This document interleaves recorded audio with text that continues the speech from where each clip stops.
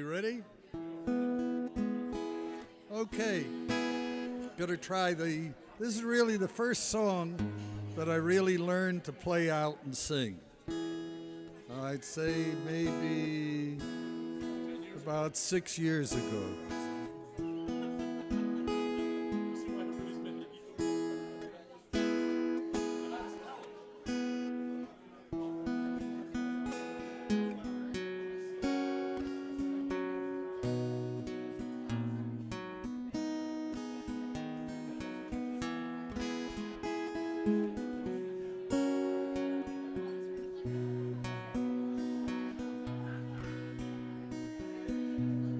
It's late in the evening.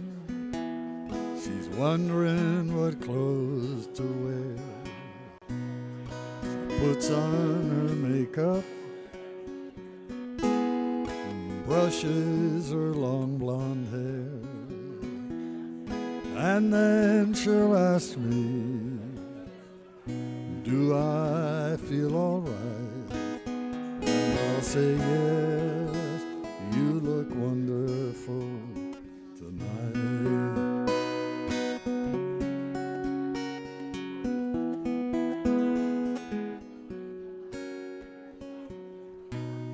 We go to a party and everyone turns to see this beautiful lady walking around. And then she'll ask me, do I feel all right? And I'll say, yes, I feel wonderful tonight. I feel wonderful because I see the love light in your eyes and the wonder of it all. We're here at MJ Dowlings in Sag Harbor with Unsigned World, and we're here with Mr. Glenn FEIT Sr. How you going, Glenn? I'm doing fine. How are you, Ray? Oh, it's just good. Glenn is one of our more interesting music characters around. Now, Glenn is, amongst all things, he's an attorney, a pilot, a ship captain, but he's now at the very young age of 87, but 7 or 8 years ago, he decided to take up the guitar and started coming to our open mic. So tell us about that. Well, what happened was I'd always wanted to play the guitar, but being an attorney and the kind of attorney under great pressure, there was never any time to play or practice and so on. So when I semi-retired, I thought about it, but didn't do anything until my wife had a serious accident. And I sort of was the caretaker of her, and learned that there had been a Sunday jam at Crossroads Music in East Hampton on Main Street. So I thought, gee, why not give it a try, see what it was like. I went down, and there were about 20 people, everybody encouraging me to play, and I said, okay, went out and bought a guitar, and then started going on the Sunday jams. And everybody just were terrific.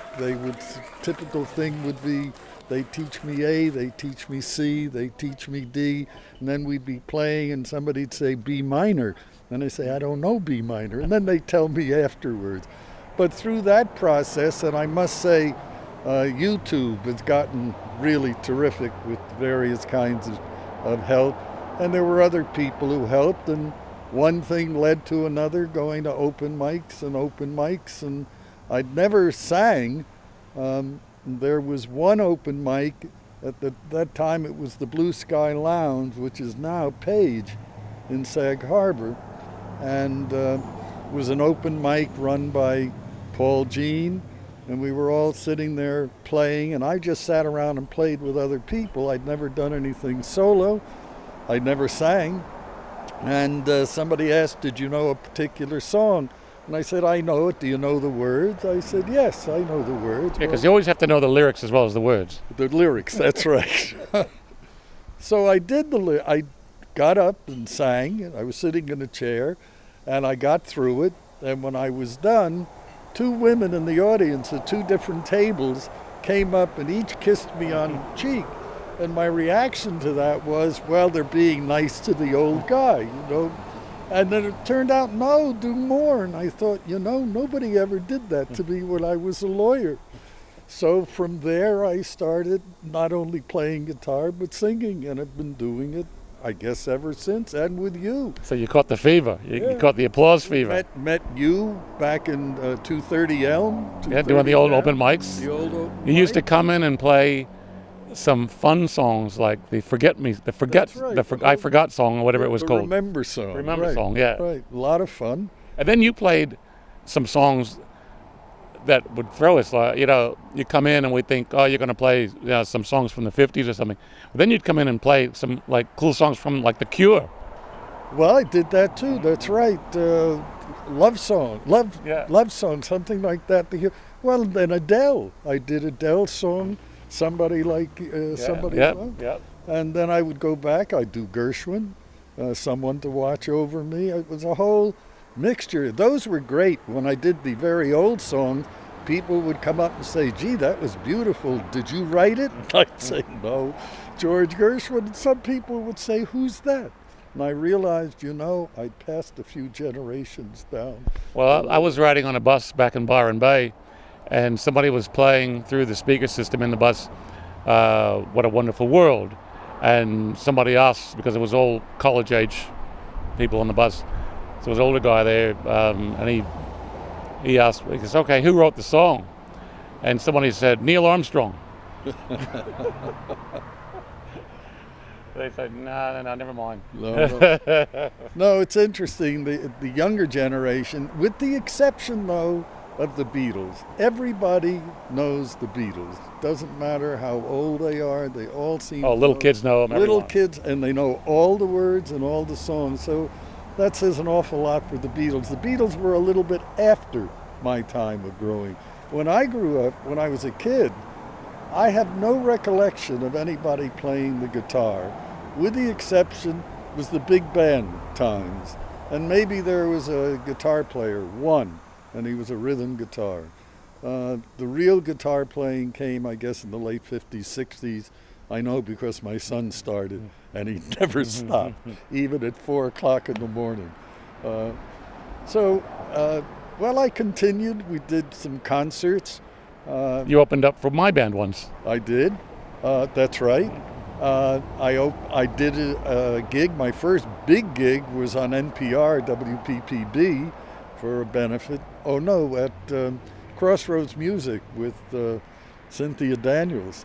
And then I did, I guess the next big thing was with a band at Guildhall. That was also a benefit. So how was that? Was that all right? That went fine. I will tell you, I was more nervous before that than I've ever been in my life. I mean, you mentioned I flew. I've flown all kinds of airplanes. I have done all kinds of things as a lawyer, speeches. I have never been more nervous than getting on the stage at Guildhall to play one song, but with a band. It was the first time with a big band. And how long did you rehearse that song before the concert? 2 years. I mean, it was night and day, and I think I only forgot about 4 things, but that wasn't bad, 4. And then with Cynthia, you actually recorded an album with Cynthia. Last year, well, it took almost a year to do it, but I did do an album with Cynthia Daniels, and of course a lot of the local musicians out here, and it came out last April. And that was an exciting, wonderful time. It was also a good education when you start playing with people who are really good musicians and keep time and so on.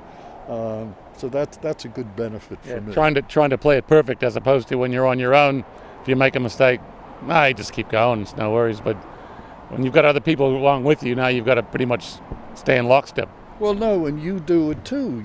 You get up there and you play, and sometimes it's the audience, or how do you feel? Do you want to hold a note or not? But when you're playing with somebody else, they don't know that's what you're going to do. So Yeah. now we had a really good time Monday night. Monday night was the 30th birthday of the Stephen Talkhouse. And I guess everybody knows the Talkhouse. And I was given the opportunity to play along with Cliff Black, so the two of us played. And that's very exciting when you can get up on the stage at the Stephen Talkhouse and play with Cliff Black. So it's all paid off. I will tell you, it was something I've never expected. A number of people will come up to me and say, "You're living your dream." I have to tell you, I never had the dream that I was going to be at this stage in my life playing the guitar and singing. And I often wonder, if I weren't doing that, what would I be doing? What do you think? Well, sometimes, like, people, they tell people they're going to retire, or they're not. Maybe they're still working, but they say, I said, that looks like fun. I said, yeah, you should take some lessons. Maybe learn to play guitar. And they said, well, I'm 45. I can't start doing that now. And and then I just laugh at them, and I'll think of you. And I said, "No, you're out of your skull." I said, "How old? Well, it's going to take me 5 years before I learn." And I said, "Well, how old are you going to be in 5 years if you don't start learning?" Well, I'll tell you another story. And this is a story that I tell from time to time. When I was very young, I can't remember 6, 7, something like that. And there was something that I wanted to do badly. I can't remember what it was, but my father knew, and he would ask me from time to time, "When are you going to do this?" And then finally he said to me, "You're not going to do it, are you?" I said, "I guess not." He said, "Why?" I said, "I don't know, maybe because I'm not going to do it, I'll fail." He said, "Well, think about it. If you fail, what's the difference? If you don't do it, it's the same as if you failed. So at least give it a try. The worst that could happen is that you'll be back to where you were." Ray, I have used that all through my life, and it pays. And it didn't dawn on me I couldn't play the guitar if I had the time. You just go, and if I couldn't, I'd go do something else. Yeah, you give it a try and see what happens. They weren't going to fire me, not at this stage. So, give me an idea. What we're going to do a couple of songs with Glenn. What you know what we're going to play tonight? Well, I thought I would try, if it's not too noisy, to really do the first song that I did, the one that the ladies kissed me on, and it's an Eric Clapton song, "Wonderful Tonight." And that has become in some ways my signature song, because that's the one that people ask me to play when there's a request being given. And the second song, maybe it'll depend how noisy it is. Maybe Fred Neil's "Everybody's Talking." Is that I thought that was Harry Nilsson. Harry Nilsson. Played the big hit. Oh, he Fred played Neil it. wrote Oh, Yeah. right. He also recorded it, but Nilsson was the one who really was a star on it. And that's got a nice beat to it. So those two I'll do tonight. Okay, that'll be great. All right, so that's Glenn FEIT, and we're going to get another track going with him tonight. So back to you guys, the Unsigned World. Cheers, guys. Thank you, Ray.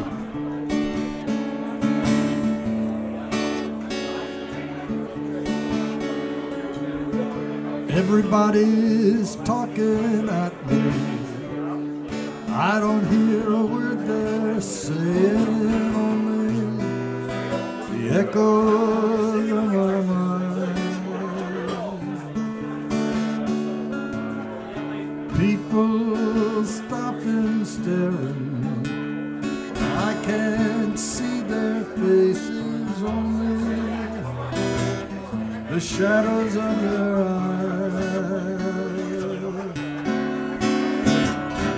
I'm going where the sun keeps shining through the pouring rain. Going where the weather suits my clothes. Banking off the northeast wind, sailing on a summer breeze, skipping over the ocean like a stone.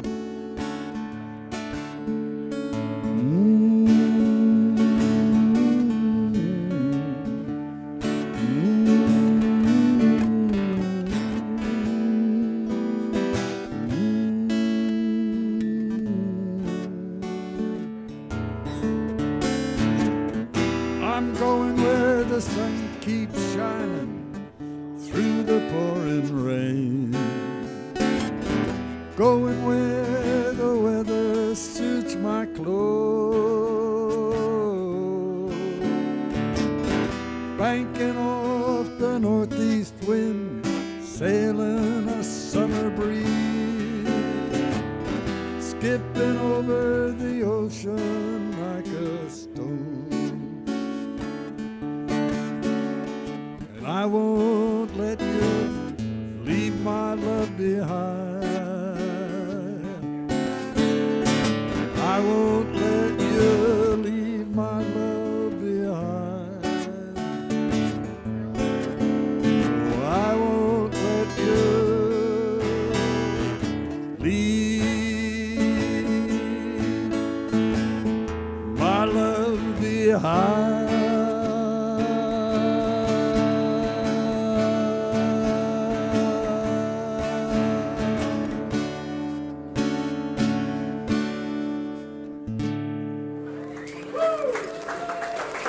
Thank you.